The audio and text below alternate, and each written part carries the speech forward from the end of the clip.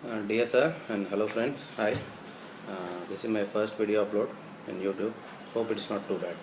My book is Economic Policies and in Indian Reform Agenda by Dr. Y. Venugopal Reddy. In fact, navigating through the debates between 2010 and 2012 on the global financial crisis, the book is built on the experiences that is gifted with foresight and understanding of theory. It is well known that Indian economy has registered low growth rates in the last decade. What are the steps to be taken to lift the economy from the morass into which it is sinking?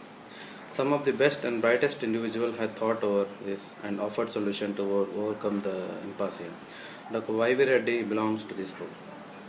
He is the chairman of 14th Finance Commission and was distinguished governor of RBI from 2000 to 2008.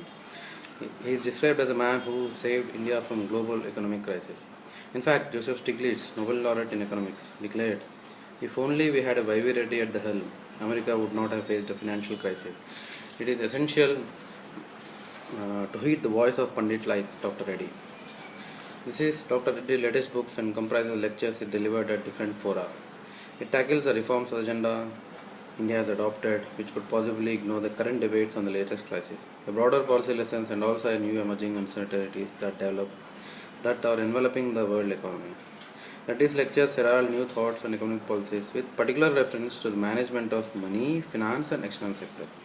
The volume attempts to generate a discussion on the strategies that deserve to be adopted for development and the revised program for reforming the economy. Reddy formulates clearly what ought to be done for achieving. Reddy formulates clearly what has to be done for achieving 9 to 10% of economic growth. These recommendations are general in nature. He has broadly given 5 recommendations. Firstly, the level of domestic savings should be restored to pre-crisis levels and also has to be enhanced significantly. Secondly, the climate for investment should be conducive to domestic investors. Small and medium business should be recognized and the scope for enlarging employment utilized. Vertical economic and social mobility has to be guaranteed. Thirdly, countries should have the capacity to pay for all the imports only through export. So, for this, export potential has to be increased. Public sector capacity should be improved to work on the bottlenecks in social infrastructure.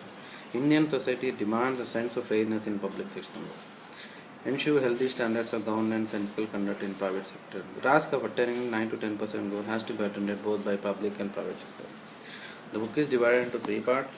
Its part 1 is on economic policy, contains 7 lectures focused on macroeconomic policy, starting with governance in central banks and concluding with an essay on new strategies for development.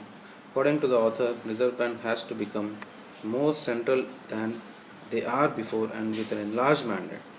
Dr. Reddy calls upon the international financial institutions to review their approaches especially regarding public debt management in the light of experience gained from the crisis. Reforms in the financial sector will have to take place with reference to the new emerging global thinking. Well, the second part of the book has 6 essays, is devoted to financial sector and asserts that it is an integral part of broader economic policy serving society at large. Dr. Reddy has presented a new approach to public sector banking. The current debate on strengthening of regulation of financial sector should be expanded to cover 4 things: ownership, governance, competition, and regulation. Good and appropriate governance is the key to desirable performance of both public and private sector. The third part is on global economy. It has 5 essays in exposition of new realities confronting developing economies and the implication of global economic development for India. We have blurred analysis of recent global crisis. Nobody has a faint of idea what it is about, its implications, how it was tackled. 2 essays. In this third part, the 2 essays deal with management of capital account, which have direct impact on stability of financial institutions and exchange rate. One essay is devoted to India, EU, and world economy.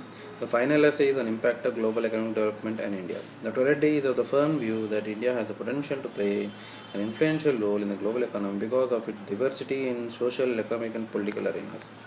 The book is an outstanding contribution to the world of development and will be of immense use for planners as well as economists.